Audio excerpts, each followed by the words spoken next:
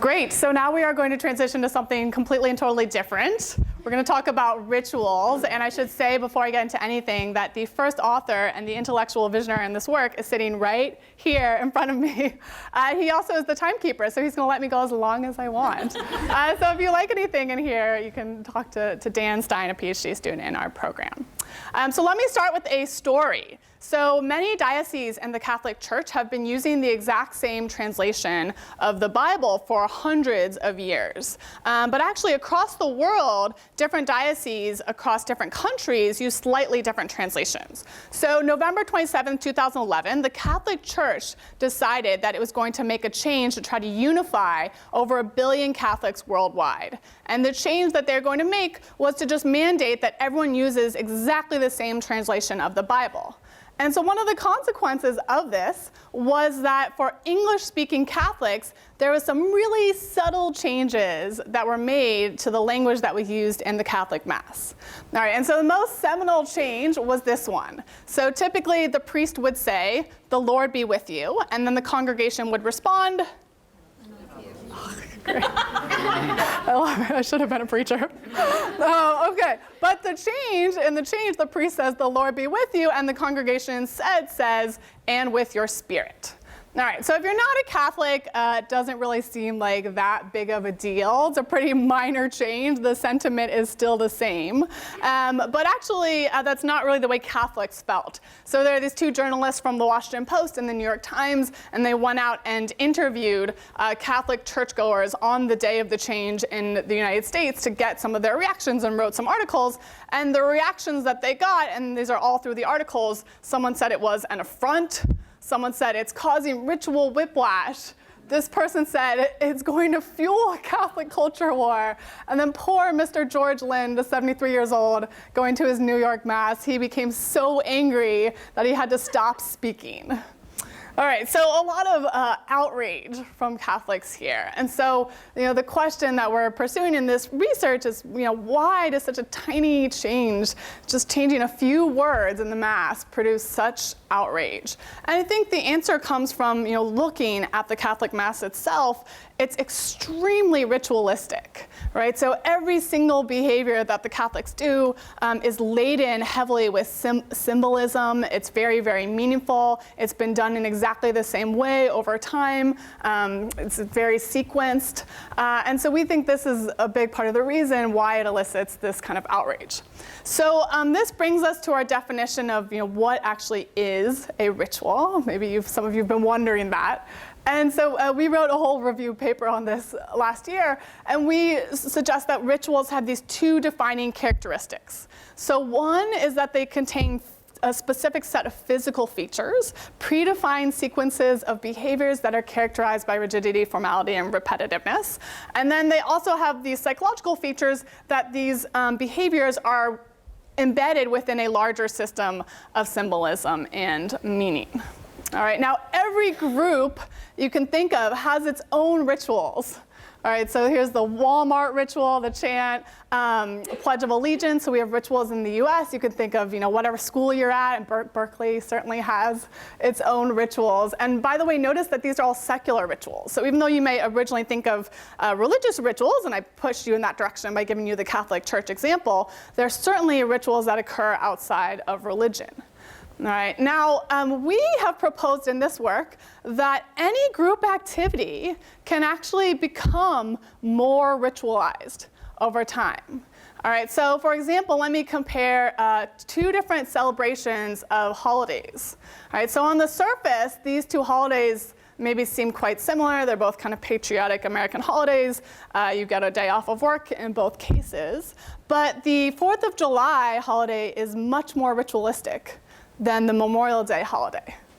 So why is that? Well, 4th of July is associated with a sequence of physical behaviors that people follow pretty consistently. There's fireworks, there's parades, you do the barbecue cookout with your family, and everybody knows what those things mean too. So the fireworks have strong symbolic meaning. So this is when America is celebrating America's freedom from Great Britain. All right, so everybody knows exactly what that means. So it's a more ritualistic holiday in that sense. So we propose in this paper that activities, group activities, that are more ritualistic compared to ones that are less ritualistic are more reflective of the group's value system and consequently become moralized. All right, and so to take, like 10 pages of theorizing in the paper and boil it down to 2 bullet points, they're basically 2 lines of work that we pull from here. All right, so one is this work that suggests that one of the very reasons why group rituals form in the first place is to represent group values, and even more starkly, I would say, to promote a certain set of values, a physical promotion of the value system, and to protect those values.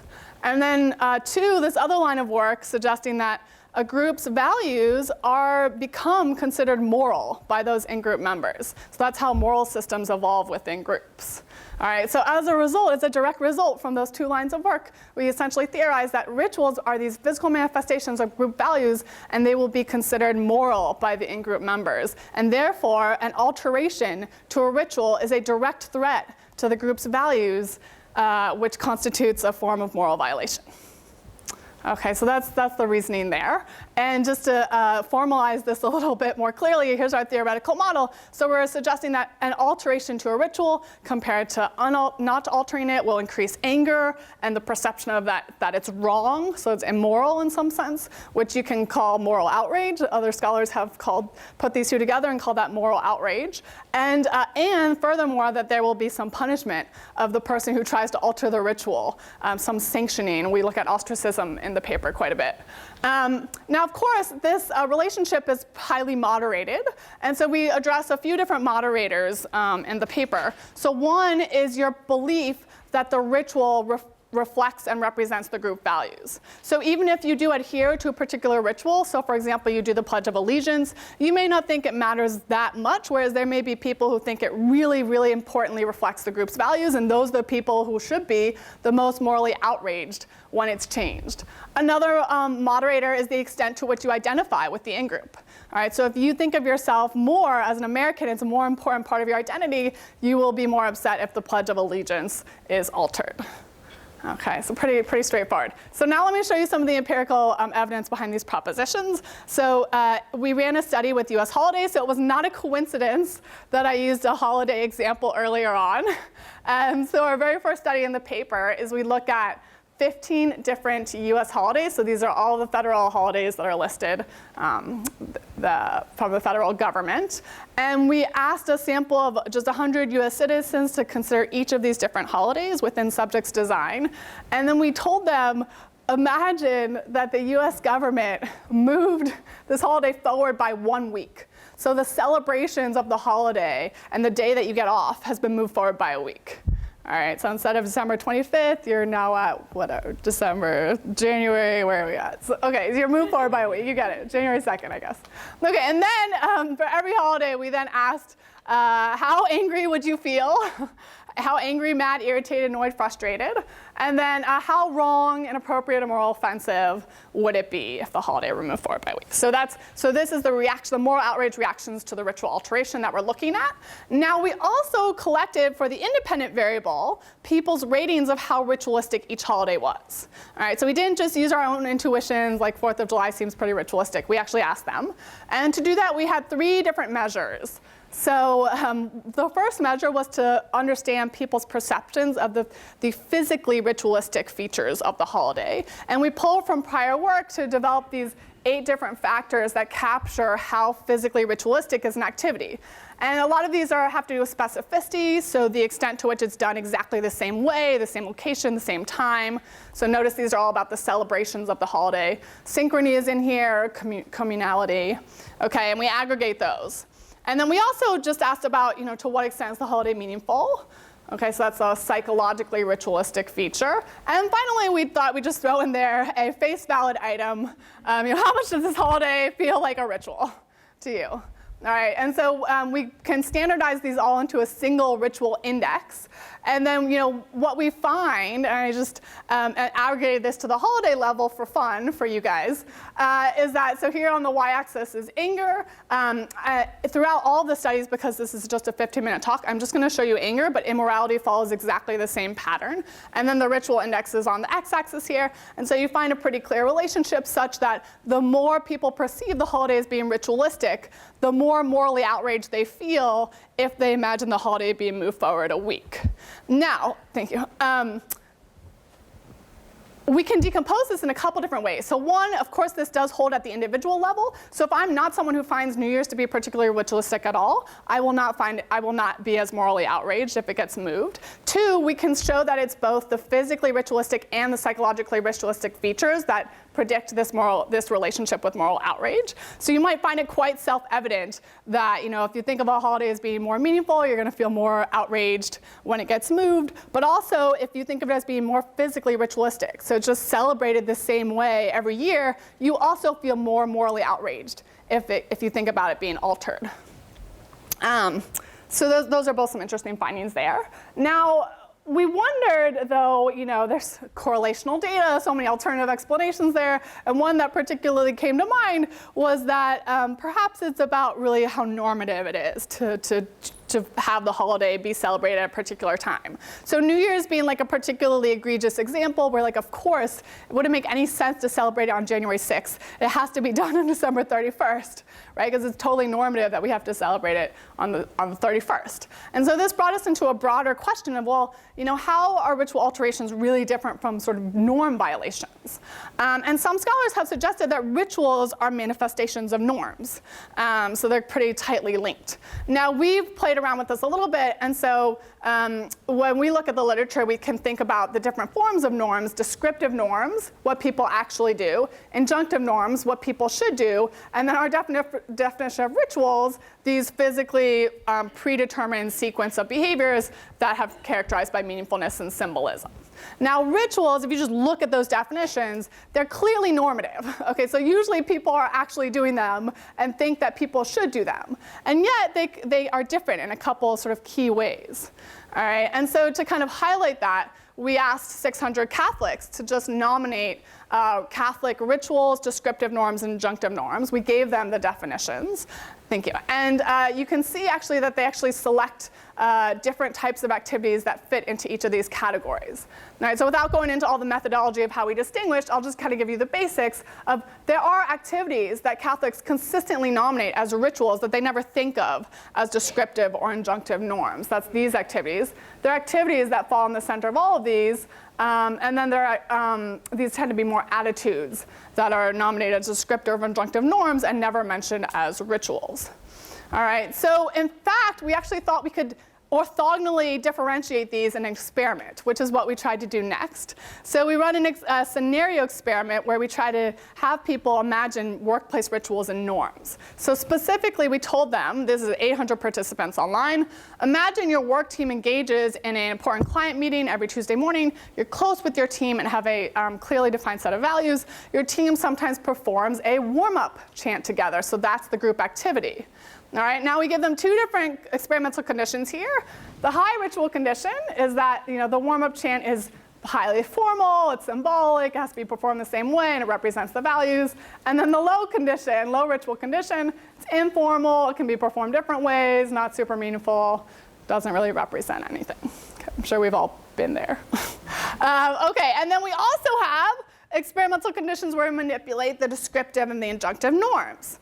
Okay, so high versus low descriptive norm condition, imagine that most or few of your team members engage in this. High versus low injunctive norm, most or few believe that they should engage in that warm-up chant. All right, so for those of you who are following, this is a 2x2x2 between subjects design, so 8 different experimental conditions. And then imagine your boss decides to ban team warm-up chants to save time. Okay, how do you feel? Moral outrage. All right, so these are the results. So don't get confused by all the different bars, just listen to me. There are three main effects emerge. Okay, so indeed, the more it is seen as a higher injunctive norm that you should do it, people get angrier if they imagine the boss taking it away. Indeed, the more that people actually do it as a descriptive norm, people get angrier. But also, the more ritualistic it is, independent of descriptive and injunctive norms, the more people get angry when it gets taken away. Okay, so basically three independent effects emerge out of this study. And you can see in these blue bars right here that even when it's very low injunctive and descriptive norm, like nobody's doing it in the group, nobody thinks you should do it, the ritualism of it still matters. Okay, all right, now the next question following up on this, and all things, is, well, what about if the intentions underlying the alteration are really good? Okay, your boss, he's an asshole. Okay, that's bad intentions, but what if they're good? All right, so to examine this, we collected 600 US citizens, and we had them think about the Pledge of Allegiance. So imagine you're watching the State of the Union address on TV. Everyone stands up to recite the Pledge of Allegiance.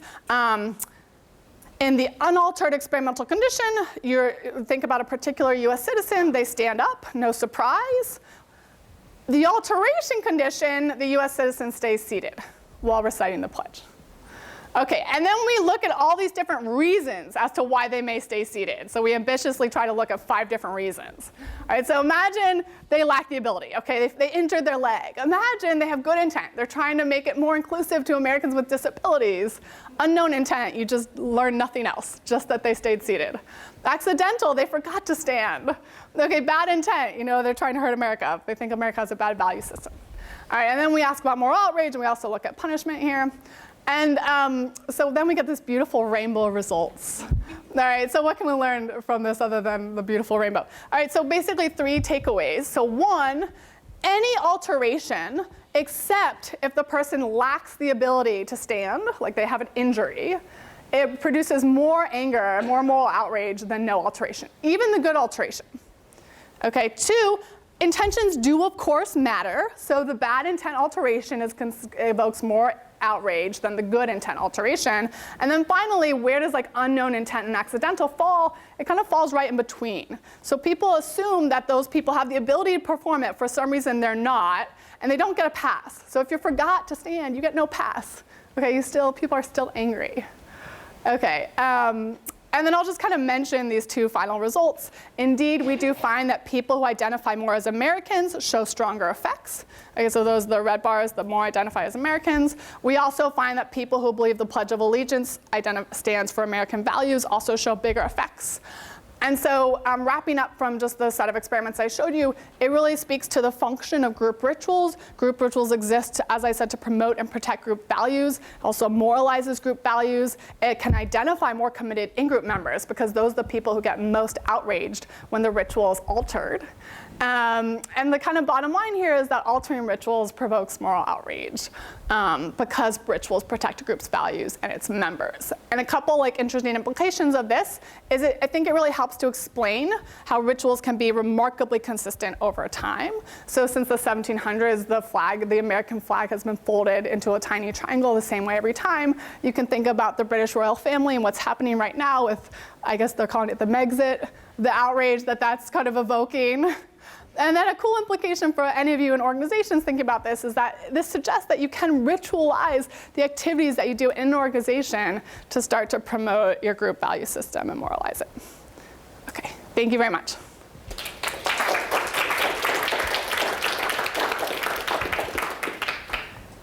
Can I take a question while we transition?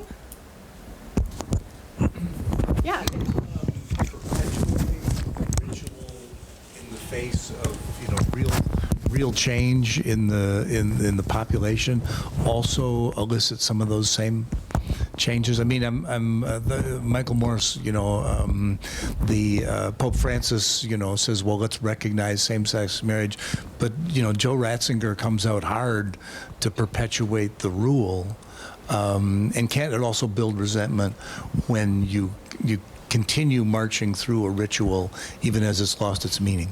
Oh, that's interesting. Yeah, so we've connected this up with the status quo literature a bit, and we think sometimes that the reason why it's so hard to make change in organizations and institutions is because things become ritualized, and so people are just kind of going through these emotions and it's, it has meaning for them and they can't let go of it.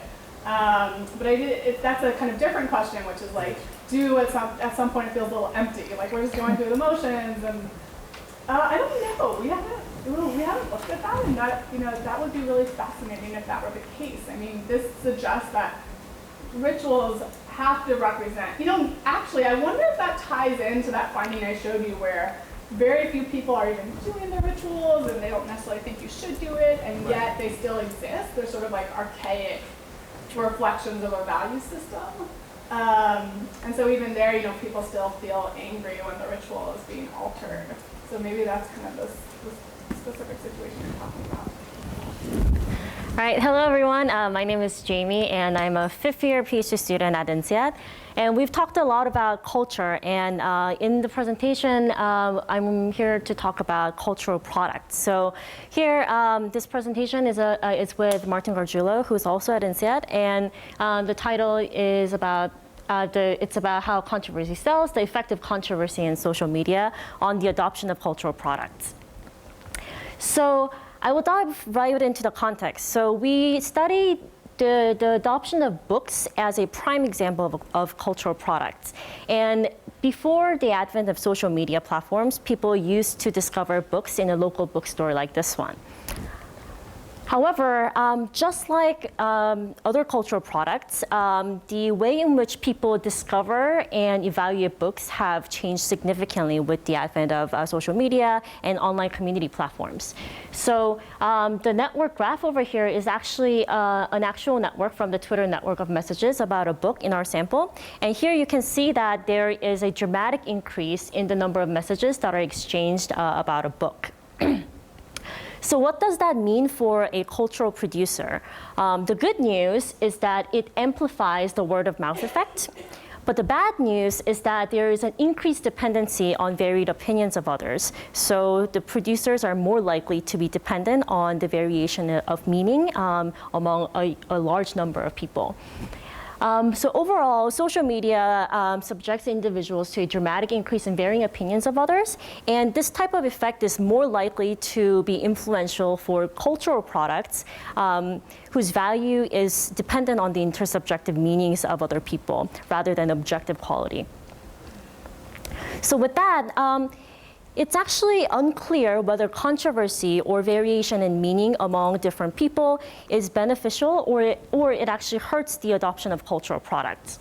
On the one hand, traditional research on interpersonal influence has claimed that the effect of controversy is either irrelevant or negative. So one's expected attitude is simply a weighted average of the people that's nearby in the social network, or actually having controversy increases the uncertainty that's attached to a cultural product.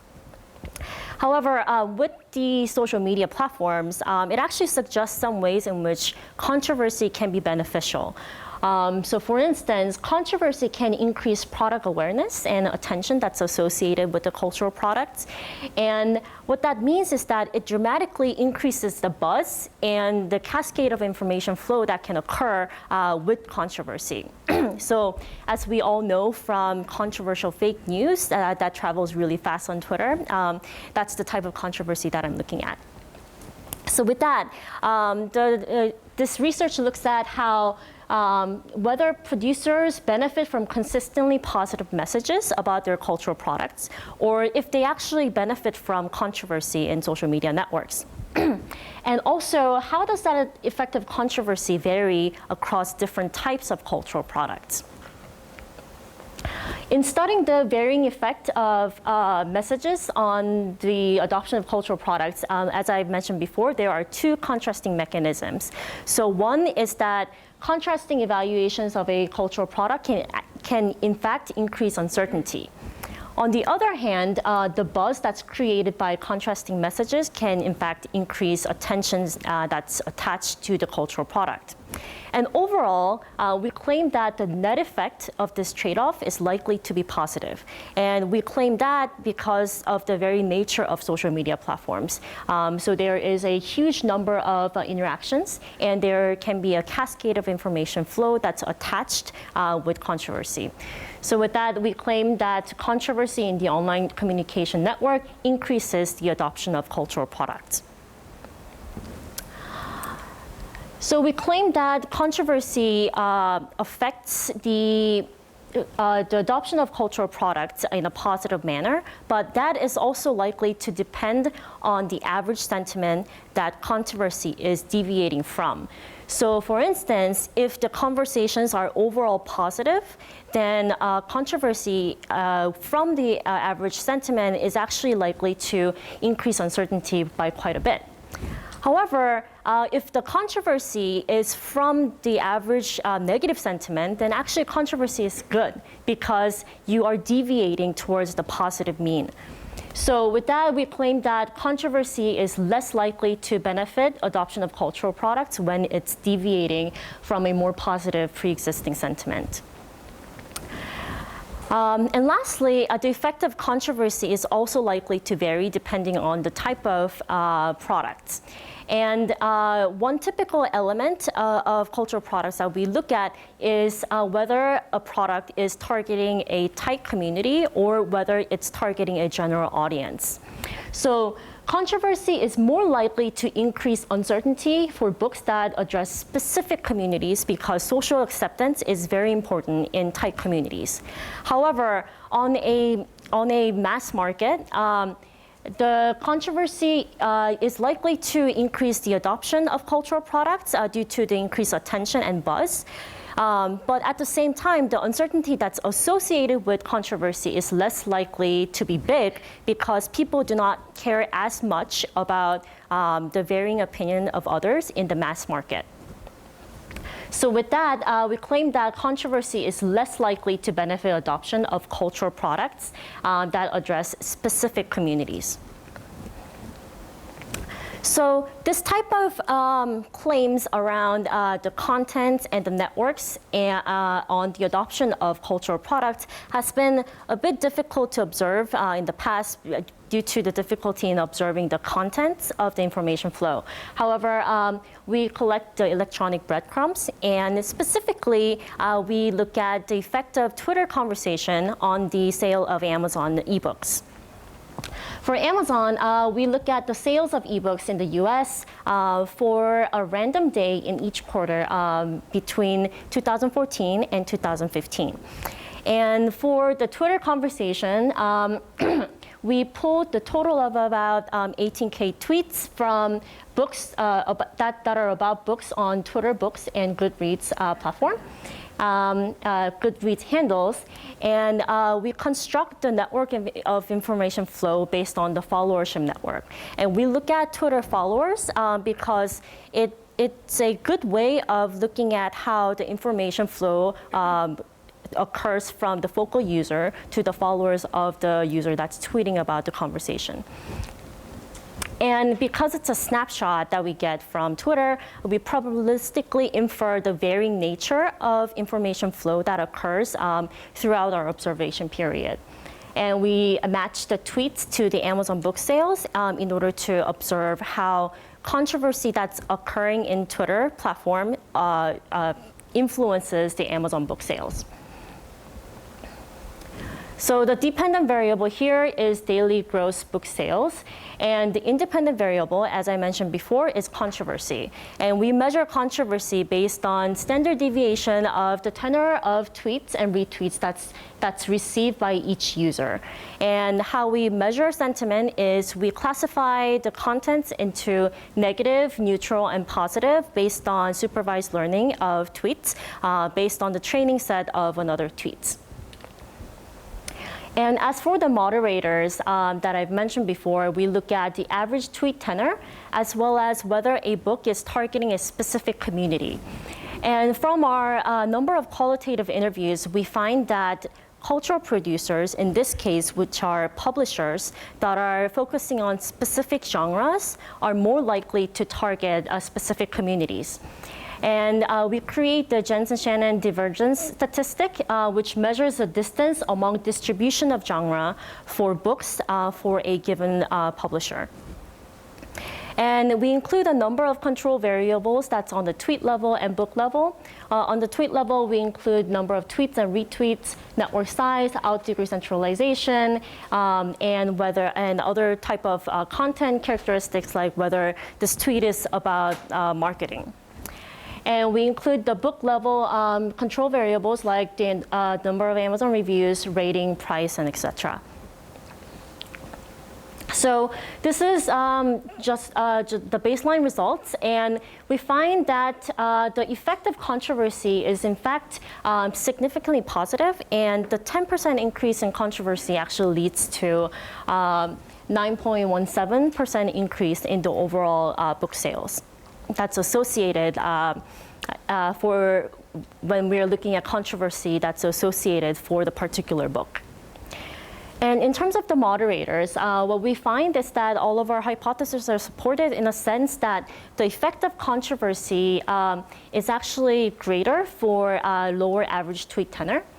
And also, the effect of controversy is likely to be greater when a book is targeting a broader audience rather than a specific community.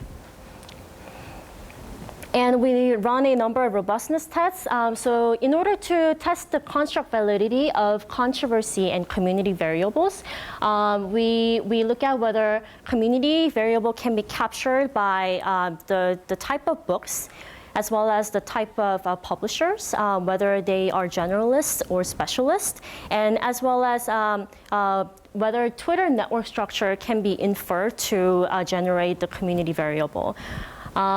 So we find that the effect that we hypothesized before are all supported using different measures of community and controversy.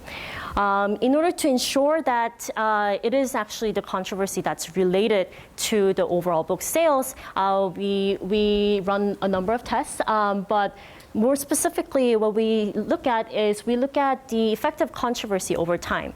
And what we see is that as the time goes on, the effect of controversy dissipates, which leads us to think that it is indeed controversy that is affecting the overall book sales. So just to recap, the overall finding from our research is that controversy positively affects book sales despite some of the prior findings from the traditional interpersonal influence research. And that is done by increasing audience attention despite the potential risk in uncertainty. And the effect of controversy is dependent on whether conversations are held among members of a community. And the more the producer is targeting a community of like-minded people, the weaker the positive effect of controversy on book sales. And this type of findings tell us that it's actually important to study the variation in meaning or opinions of others when we think about the adoption of cultural products. And also, the variation of meaning is dependent on the context in which these type of social structure is embedded in. So, for example, when there is a variation in meaning for a specific community, then that's not necessarily going to be good, and that will be a very different effect compared to variation in meaning for a mass audience. So one of the contributions for this paper is that we study contents of the messages that circulate through the social media network. And this type of contents have been fairly difficult to capture in the past, but by looking at this type of messages as well as looking at the social structure, we contribute to the further understanding of what flows through the networks. And also by looking at different contexts in which the variation of contents can be beneficial, we claim that this type of content is dependent on the social structure that they are embedded in. All right, that's it. Thank you very much.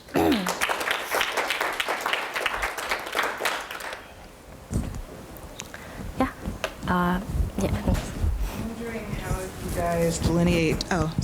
How do you guys delineate the distinction between cultural products and just products? So what is it about a cultural product that makes controversy so salient? What, if anything, and how does that differ from just products at large?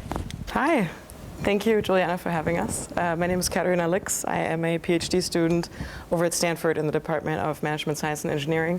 And today I'm presenting a paper called Timing Differences, Discursive Diversity, and Team Performance, which I co-authored with Samira Sirostava, who's also organizing this conference, Amir Goldberg, and Melissa Valentine, whom I think many of you know. A perennial question in organizational behavior research has been, what's the optimal level of diversity on a team? And a lot of researchers have looked at this in the context of demographic diversity, but we are interested in a different type of diversity that's probably at least as important, but much less studied. And that's the diversity in team members' thoughts, attitudes, and beliefs as they express them in interaction with each other. The literature to date suggests that teams face a critical trade-off between diversity and unity in cognition.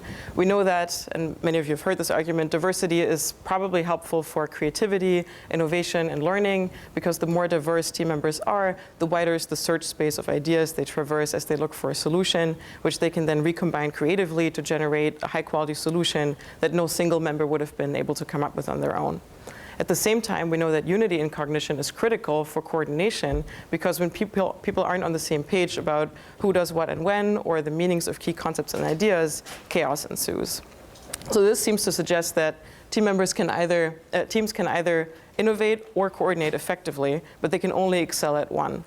But hopefully, most of us have been a part of, or at least seen teams that manage to do both of these things successfully. So the question is, what's missing in the theory here? We draw on the theory of temporality to develop a hypothesis. We know that how teams sequence behaviors over time is critical for team performance. We know that from Gersig's seminal work, we know that team members' attention to time and their resulting decisions from this really matter for team performance. And there's even research that shows that good teams are those that fall into specific rhythms of doing things. Also, the second insight we draw on is that McGrath famously proposed that effective teams modulate their processes to match the requirements they're facing at each point in time, even as those tasks change over time.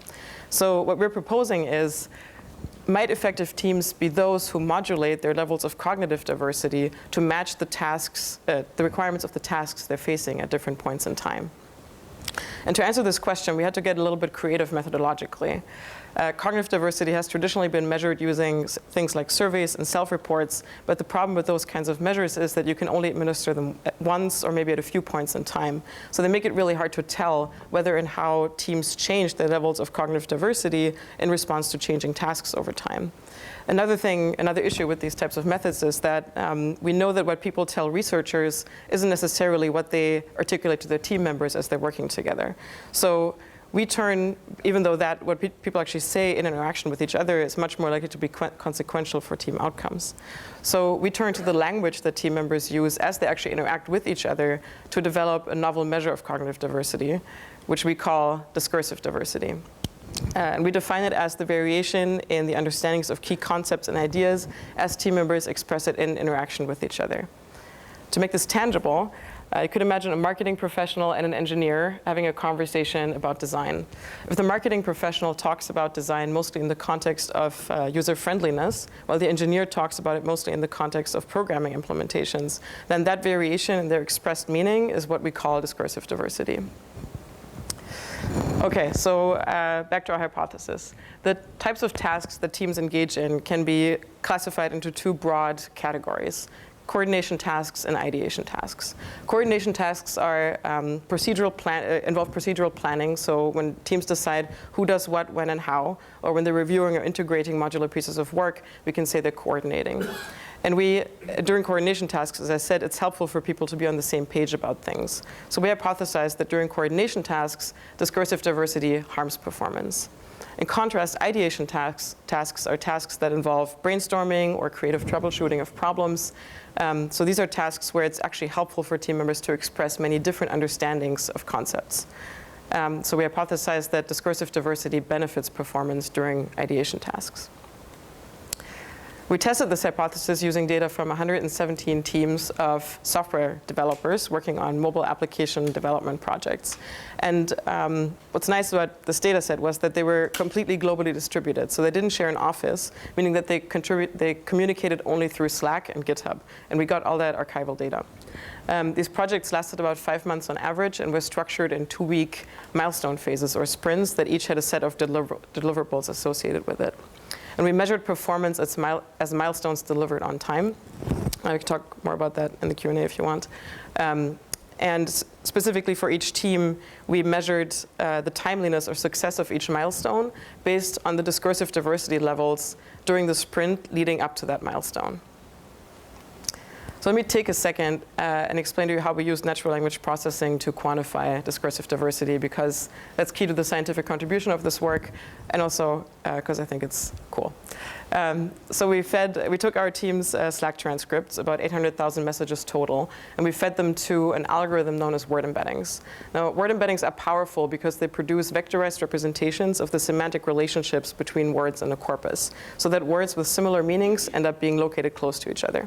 So for example, our model learned that the words customer, boss, and sir are similar to each other in the sense that they're pretty formal, while the words dude, bro, and mate are similar in the sense that they're more casual. So word embeddings represent each word as a vector. And if we want to know the difference in meaning between two words, we can simply look at the angle between the two vectors, shown here with the example of sir and dude. Oh, sorry. We can gain insight into the semantic relationships these embeddings models learn through so-called word analogy tasks. And to give you a little bit of background, the researchers who invented word embeddings trained a model on all of Wikipedia. And one iconic insight their model produced, which you may have heard about, was that if you take the word king, and from it you mathematically subtract the meaning of the word man, and then add to that the meaning of the word woman, the model returned the word queen. We gave our model various such analogy tasks to get a better sense of the communication culture, maybe that's the red thread, culture of our teams. And here are some of the tasks that we gave the model and the answers that it came up with. So we asked our model, what happens when what's the answer to the question, you take the word Instagram and mathematically subtract from it the meaning of the word photos. And our model gave us back Facebook. We asked it, what's machine plus intelligent? Came up with brain. It also picked up on some relationships that are actually pretty nuanced, given that all this model had to work with were software developers' Slack combos. We asked it, what's human plus desire plus art? It gave us culture. It also picked up on some relationships that are pretty specific to programming culture, which is interesting. We asked it, what's man plus casual? It gave us dude. What's man plus programmer? Beard.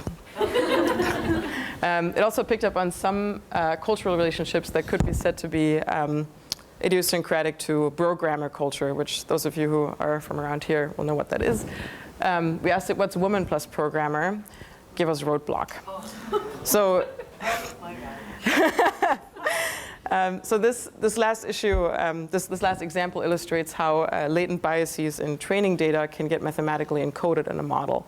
In our case, that's a feature rather than a bug, because we were interested in accurate representations of the meaning relationships that make up our team's meaning universe. So for us, this is actually, for our purposes, this is a good thing that it came out that way. But we can talk more about the issue of algorithmic bias later. There's important conversations to be had there.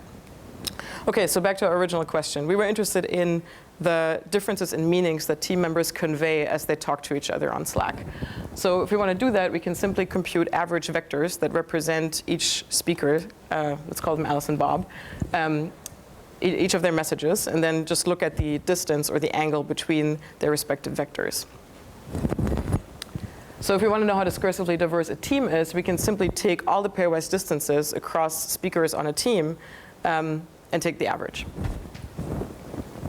Okay, so let me restate our hypothesis as it applies to the context we're studying. As I said, we study software development teams, and they operate according to the Agile, more specifically the Scrum framework, which many of you may have heard about.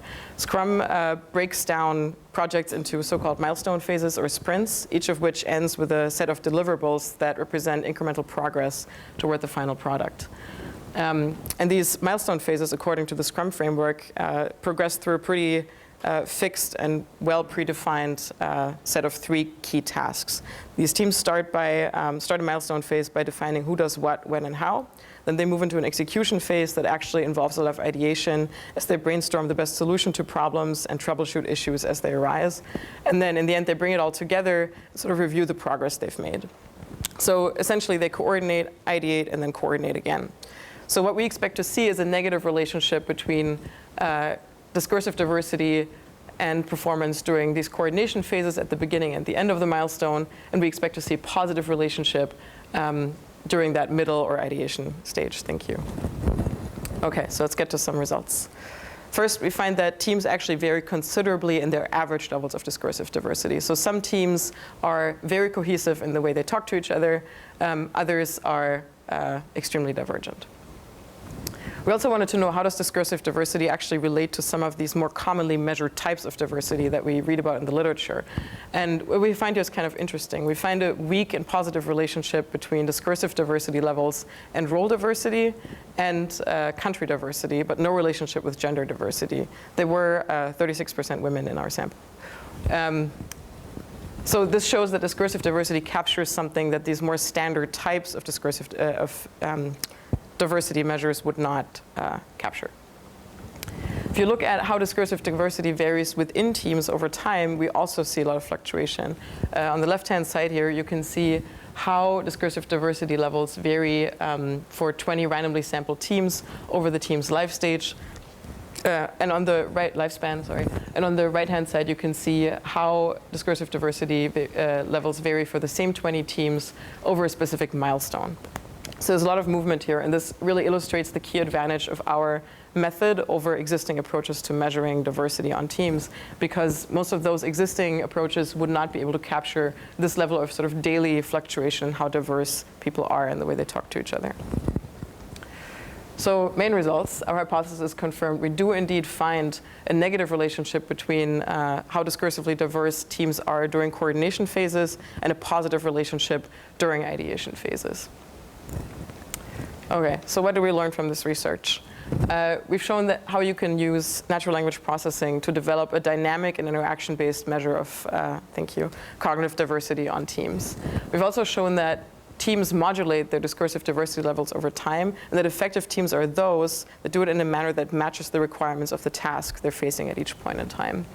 And lastly, we've shown that this assumed trade-off between diversity and unity in cognition doesn't necessarily exist. Rather, the returns to diversity on a team depend very much on the task the team is facing at each point in time.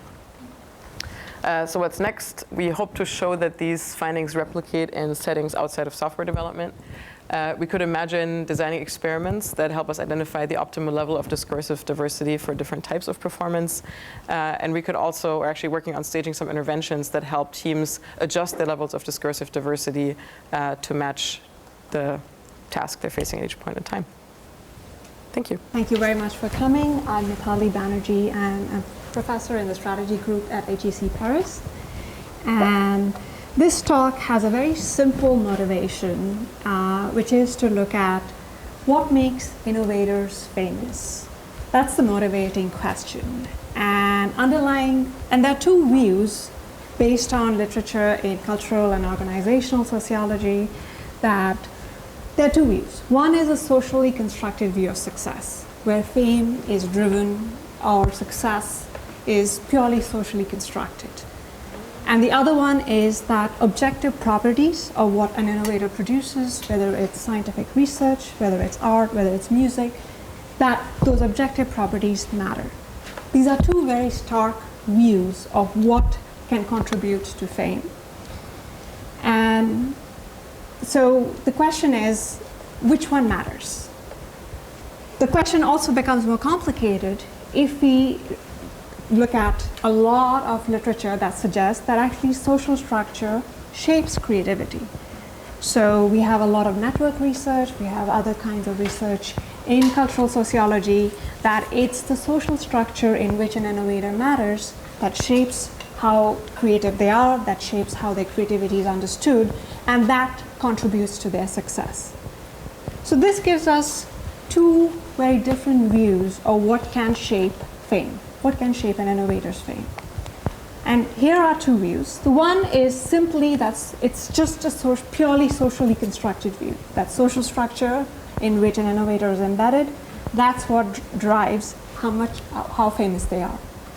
The other one is that social structure actually shapes creativity, which in turn drives an innovator's fame.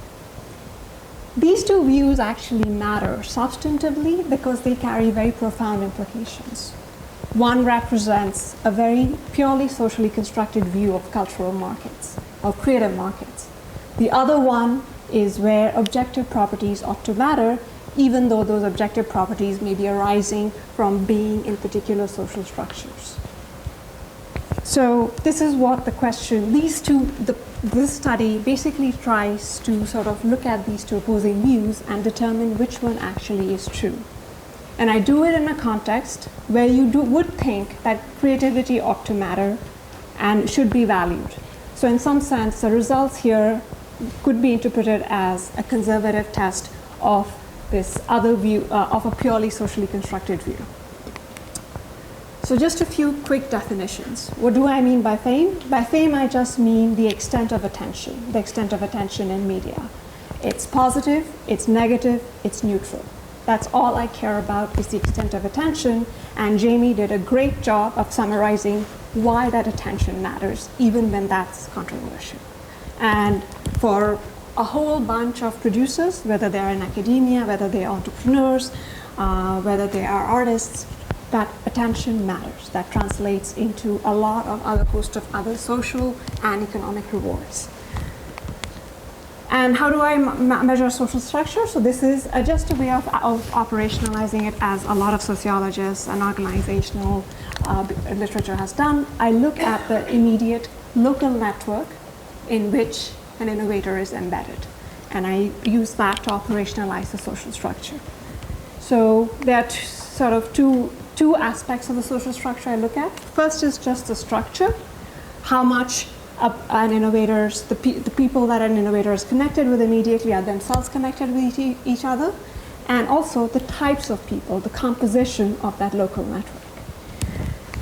So this is probably familiar to most, just about everybody in the room. In terms of looking at the structural features, I'm looking at how diverse are the groups in terms of structure. Are they all connected to each other? Are all your friends connected to each other? Or are they all, they are disconnected? In this way, this is kind of looking at how much does your local network structure spans very different social worlds, or it's just part of one cohesive clique. This is what this measure is trying to capture here. Similarly, I look at compositional diversity. Whether your peers, whether your friends, do they come from the same background? Do they have the same nationality? Do they work in the same discipline, the same industry? Or they work in very different sort of fields, come from different countries, and so on and so forth. And that is what compositional diversity is trying to capture here.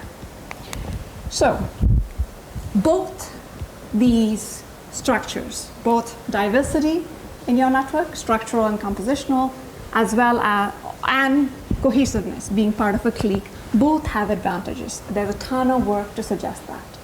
If you're part, how does that help your fame? So if you're part of this very disconnected, structurally disconnected network, all your friends or peers there are just much more opportunities to reach different parts of the world, different networks. So as the figure here shows, because your friends are not just one tight clique, they themselves are likely connected to very different other people, and your name or word about your work can diffuse to a much larger set of people. But being part of a clique also helps. Being part of a clique allows you access to very important promotional opportunities to get your name out there. We notice this a lot. We notice it in conferences, we notice it in other fields, where just because you're part of a group, you have part of a cohesive group to a clique, you do have access of very high profile promotional opportunities. So in both these structures, both having diversity or cohesiveness can help your fame. And notice that in this case, it doesn't matter what your creativity is. In these mechanisms here is quite independent. It's a purely socially structural view of how your fame can diffuse.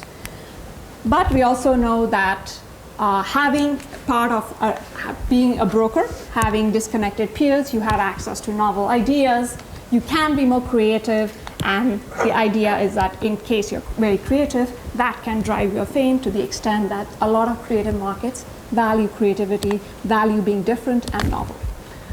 The final sort of benefit of being in part of a very diverse network is you have a more cosmopolitan identity, which can be helpful. You are perceived, there is more sort of different dimensions to how you're perceived in the market, and that can help how your work is talked about. On the other hand, if you're part of a very cohesive clique, you also have a very clear identity in the market. And that clarity itself can translate into greater attention because people just have an easier time comprehending what you're doing, what you're about. So both these structures have benefits. And they can drive fame independent of the creative product, a creativity of creative merit, or through it. So the context that I'm looking at is the modern, the fine art market. And I look at the pioneers of abstract artists in the early 20th century. These pioneers came from a whole bunch of European countries and from the United States, and they worked in very different media. This sample was selected by the curators at the Museum of Modern Art. Importantly, these were pioneers of abstract art, but they were not famous, as I will show you in the data, so they're not selecting on these artists being famous to begin with. So here are some examples. You have Georgia O'Keeffe, you have Marcel Duchamp, you have the Russian artist Kazimir Malevich, and the Romanian sculptor Constantin Brancuș. So these are among the pioneers of abstraction. They defined, they ushered in the paradigm of abstraction and kind of reshaped what we have come to know as modern and contemporary art. So the dependent variable here that we are interested in is their fame in 1926.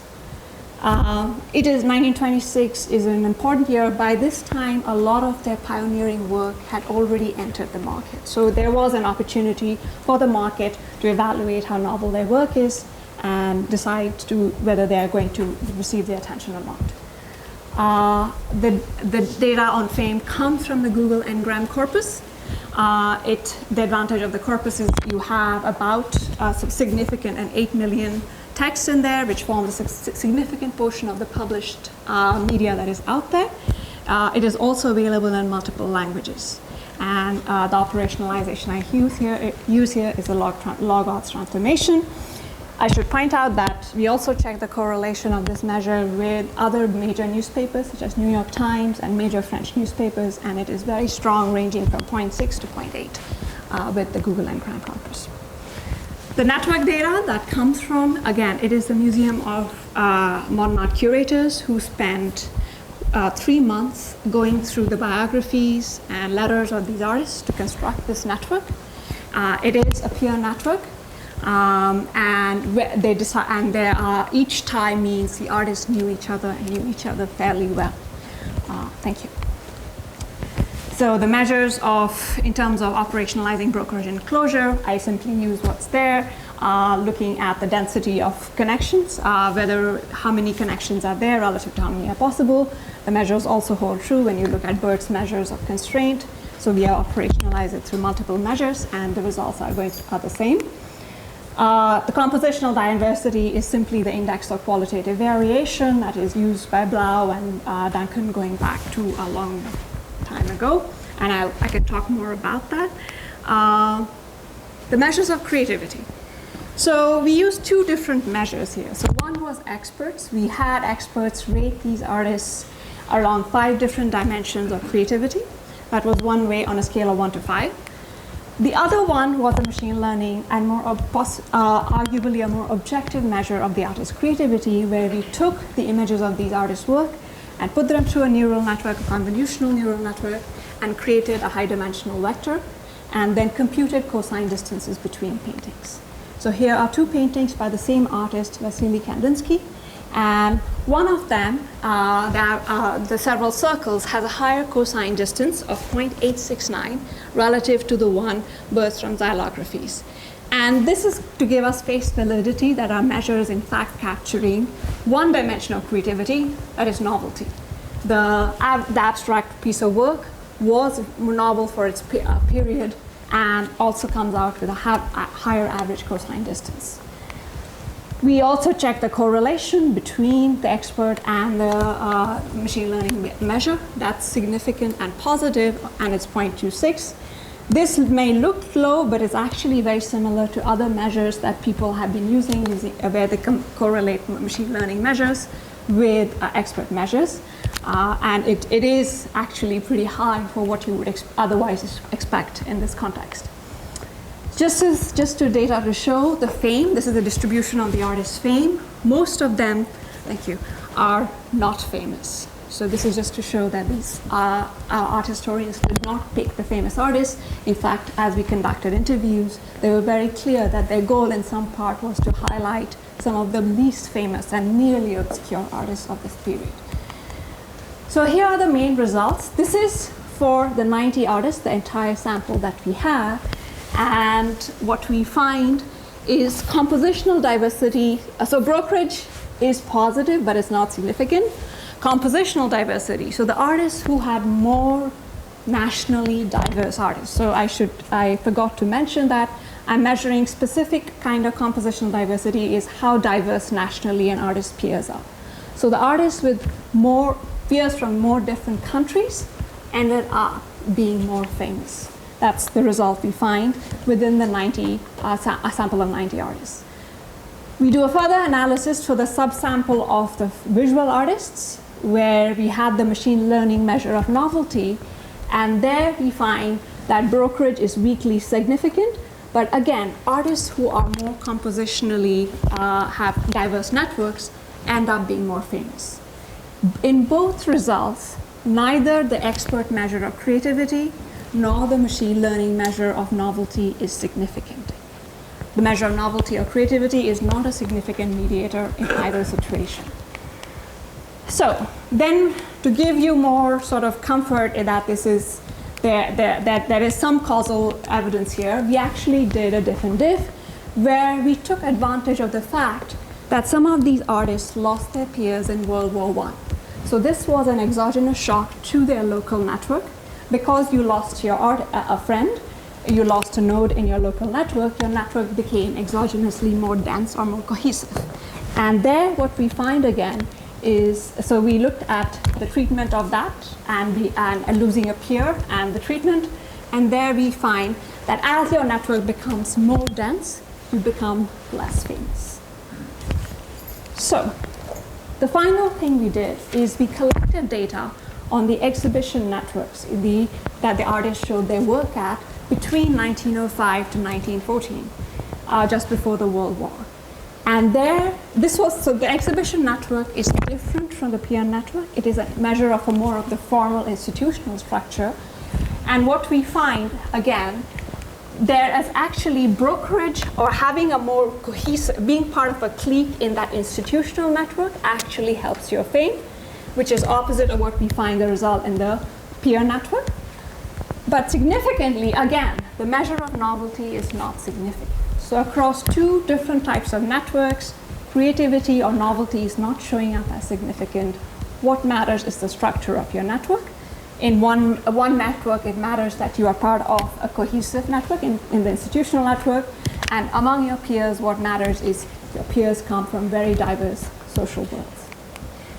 So this is so what the evidence suggests is actually a very socially constructed view of fame, and not one where social structure drives creativity, which in turn drives your fame.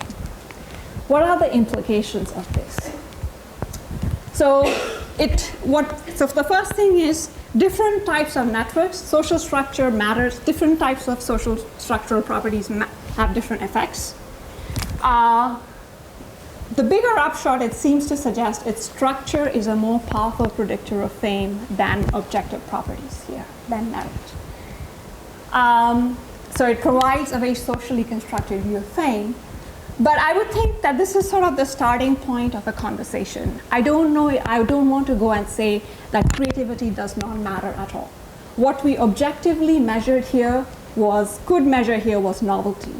As this machine learning algorithm gets tweaked and adapted, My hope is there are perhaps other objective properties of the product that we will be able to look at that can maybe shed light on what really matters.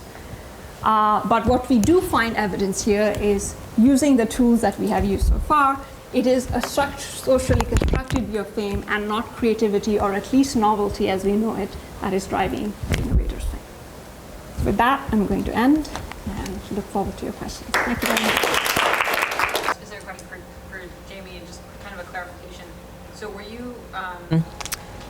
were you thinking about using tweet volume about a particular book as a control or a mediator for what's going on in your process where you expect, like, is it that controversy, independent of how much conversation there is about a book, influences, sales or something like that? Versus do you think that it's controversy that increases conversation about a book that then leads to sales?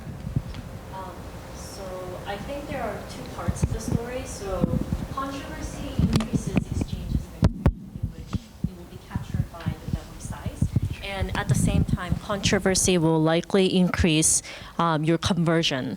So if you are more exposed to different opinions, for example, 50 Shades of Grey, like you hear that it's very controversial, then you're more likely to go off the platform and search for the book, in which case it would likely increase the conversion. So in the model, we control for the network size, but we are not necessarily getting at how controversy triggers the conversion of people. So I think the aspect that we're picking up here is that people are more likely to be psychologically inclined to adopt a cultural product when they're faced with controversy. But a separate analysis that we do see that controversy indeed increases the network size and the spread of information in the next stage period. Yeah.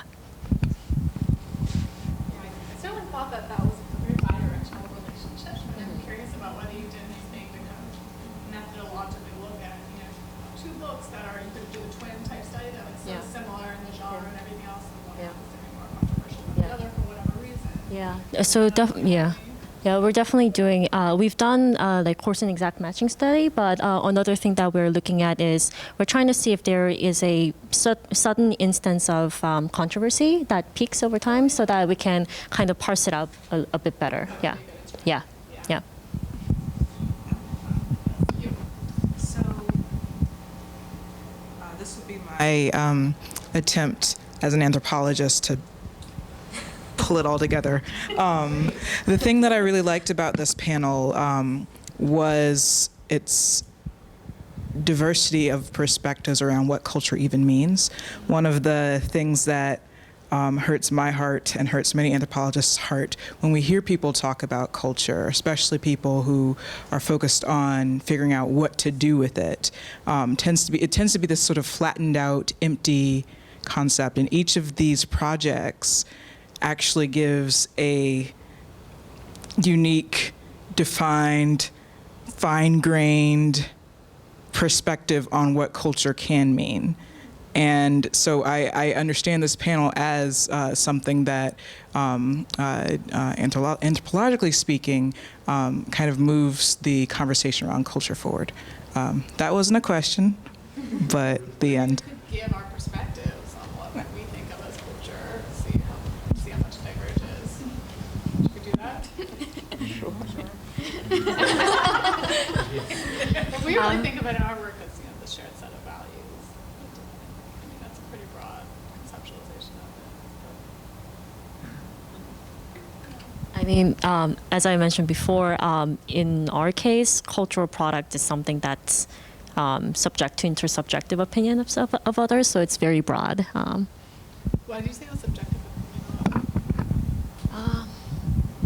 So it's not necessarily, so it's a really broad concept in the sense that it's something that relates to, that's subjective, as opposed to being like, there being very objective measure that has metrics.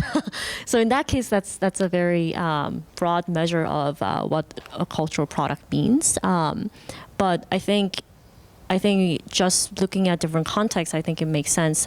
We look at books, we look at music, and these are a lot of things that we define as cultural products, but these are actually the ones that are very subjective, and they can vary in response to the opinions of others and tastes. So that's kind of our definition. Yeah. Can I push back on? It feels like there's some other thing going on there, because it's not just like ice cream flavors, where like there are people that like chocolate, and there are people that like vanilla, and nobody cares to like push back on your preferences with respect to that. That's subjective, and it's fine. It feels like there's something that's also like that. Yes, there are subjective. It's subjectively defined, but then there's also like socially defined. Yeah. On top of that. Yeah, so I think that's exactly right. So the one of the main moderators that we've looked at is community variables. So the people are more likely to be subject to this shared meaning, and when there's a controversy around the shared meaning, then people in this tight community are more likely to be influenced. So I think there's definitely that shared aspect that I didn't mention there. Yeah.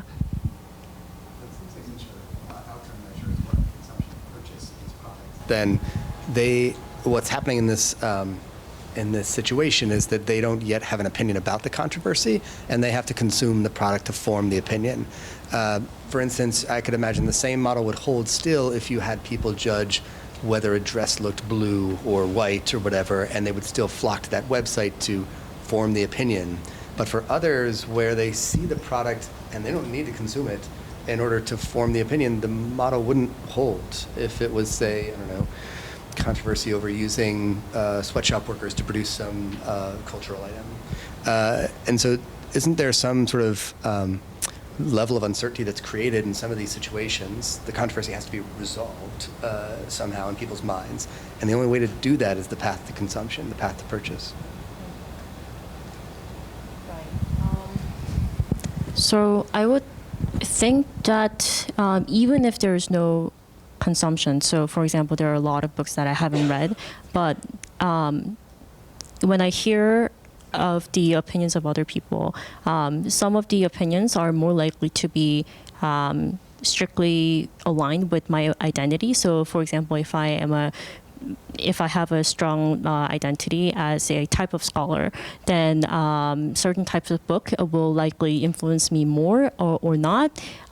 Maybe not even depending on the actual adoption of books, but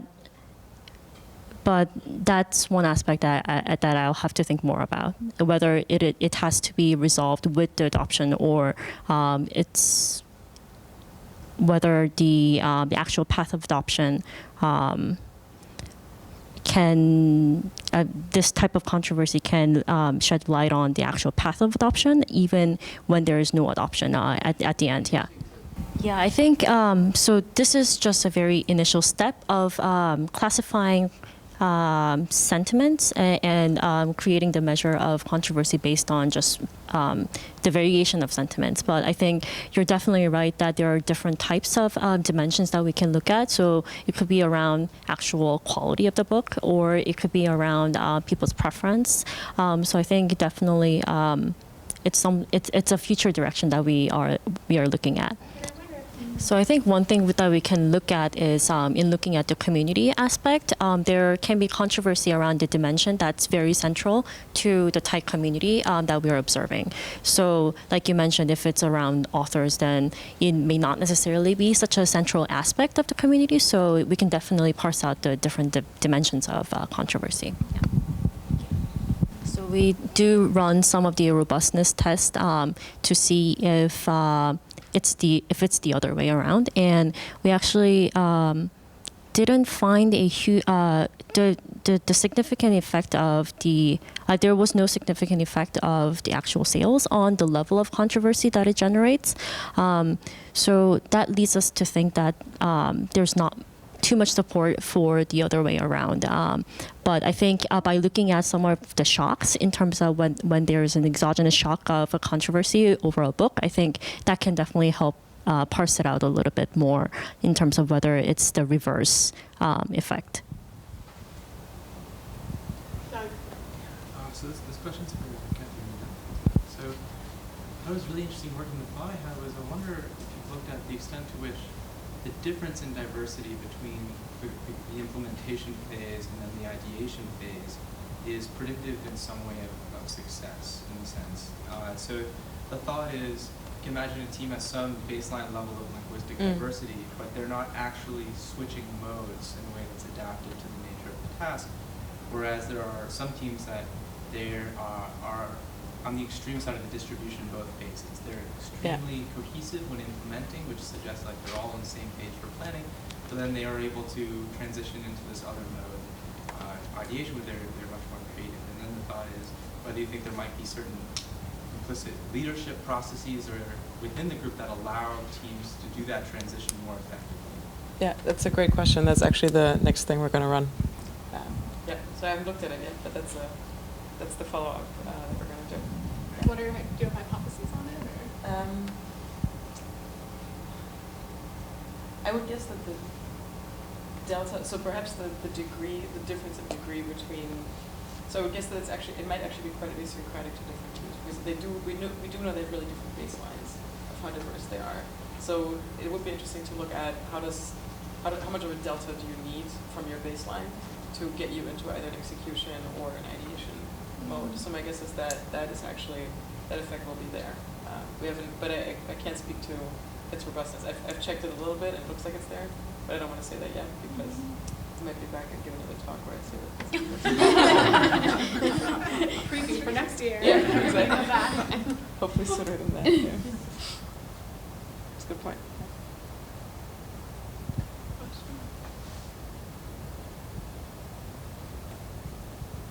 Yeah, on that topic, I was wondering about if you knew anything about psychologically how that sort of switching occurs within the teams and what that looks like and how that happens, exactly what the phenomenon is.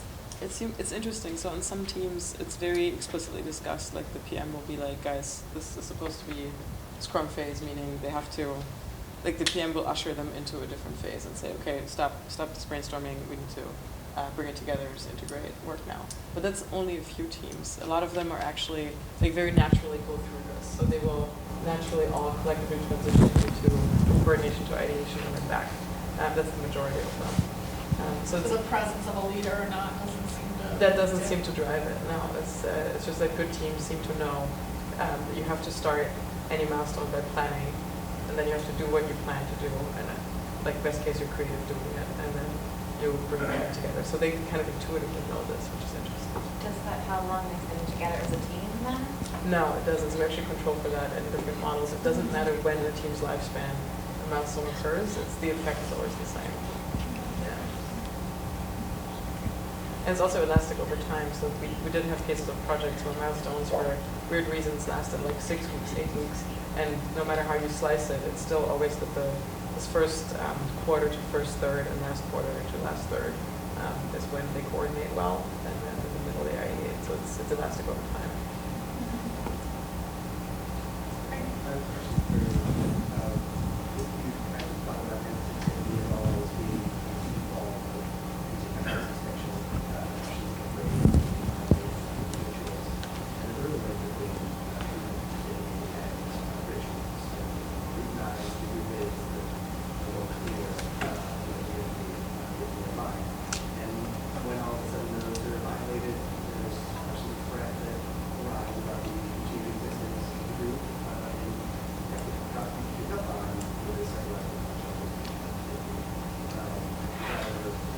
Great question. I mean, we've really been looking at it maybe more from the micro level aspect of each individual might react a bit differently within the group. And so we did look at in-group identification, so the more that person feels identified. But it would be really interesting to look at it at the group level, think about how tight the group is, how entitative it is, and both the extent to which that means that rituals will merge more.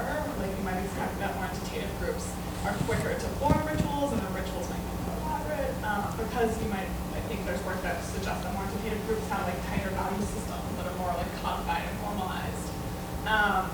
But also, thinking about the extinction side that Daniel kind of mentioned, how that might work in those more entitative groups as well. So I think there's a lot to explore. And in fact, like just kind of talking about the work today does sort of make me think we're really looking at like the peak of the tip of the iceberg here. It's like, so there's this moment where it gets altered and people have outrage, and then like, what happens after that? Like, how does the kind of life cycle go? So there's a lot more, I think, to explore there. Yeah, I think your comment makes you think about a lot of the talks they talking about online communities. So it'd be interesting to look at, if you go to a place like Reddit, where every group is kind of there for the same purpose, and then you can actually look at different things and see if everything's different, how the values are expressed through rituals in an online forum. That even makes sense. Yeah, I'm just doing a Reddit study. So that would be interesting. Great question. Any other? About class?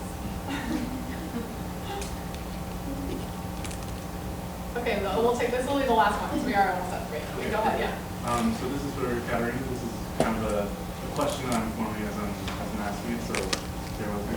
But a lot of your discussions about how to come to conclusions relatively next maybe think a lot about work on conflict. And I was wondering if you've been able to take any deep dives or investigations into the ways that conflict impacted the coordination and the ideation phases in that particular context. Oh, that's a good question. I remember qualitatively coding a bunch of these. It does seem like, so I don't know a lot about conflict, but it seems like there's a lot of, if there's conflict, it seems to occur in the ideation phase mostly, in the sense that it's not conflict, it's task conflict, in the sense that people they don't disagree about what to do, and they don't interpersonally disagree, they mostly disagree about the best way to do something. So it's really about a how. So I don't know if that constitutes conflict. It's more like they have really diverse perspectives on what the best way is to do something, and those tend to be the best teams. So people actually come out and say, I think we should, there's this tech stack versus that tech stack. So that does happen. And during the sort of coordination phases at the beginning and at the end, there's also, there tends to be some level of disagreement as well, but it's usually much less stark. Like people will not insist on, there's less, I guess, ideology in the points they're trying to make, so they just converge on something and then move on. But I haven't specifically coded it for conflict, so I couldn't answer that, but it's an interesting question. Because I think your discussion as a team leader made me wonder, well, if there are team leaders throughout the data set, if they're able to resolve that super conflict, or if it's the actual team that do that. Yeah, that's an interesting question. They just usher people to the yeah, that's a good idea. I look at that. Thank you.